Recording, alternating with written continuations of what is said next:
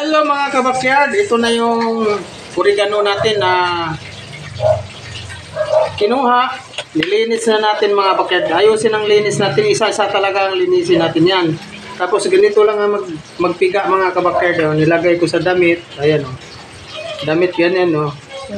And lagay mo na ng tamang dami. Tapos bilugin mo siya. Ganyan, bilugin mo siya. Tapos ito ang lagayan natin ng katas. Ganito lang mga kabakyard. Kailangan linisin natin maigi mga kabakyard. Tapos ganunin lang natin. Yan. Hanggang lumiit siya. Hanggang lumiit. Hanggang maglabas ang katas nito pag ipiniga natin. I-press lang natin ng i-press. Ito mga kabakyard ang nandito lang sa paligid natin. Ayan na, tumagas na Ayan Gamot sa ubo mga kabakyard. Ito ang ginagamot ko mga kabakyard pag may ubo ng aking mga anak, si Mrs., ako.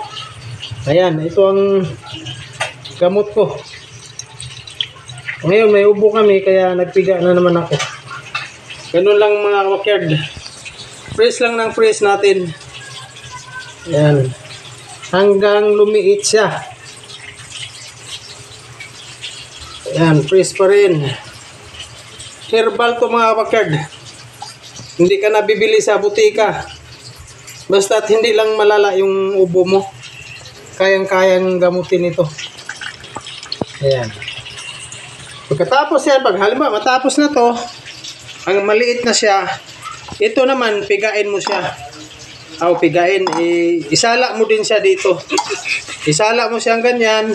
Ilagay mo sa salain mo rin siya dito. Ibuhos mo siya para masala mo siya. Tapos ilagay sa rep.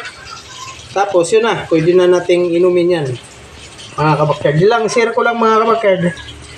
Kasi epektibo to mga kabakyard. Talagang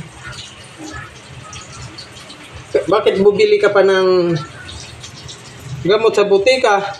Nandyan lang, tanim natin to. Magtanim lang tayo dito mga kabakyard. Ako marami akong tanim nito doon sa bukirin ko.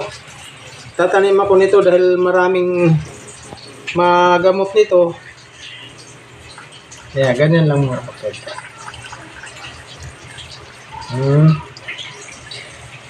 Tingnan mo yung katas niya. Ayan yung katas niya mga kabakyard. Yan ang sasalain natin.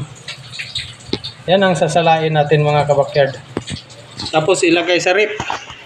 Ito pa, pigain ko pa to. Marami pa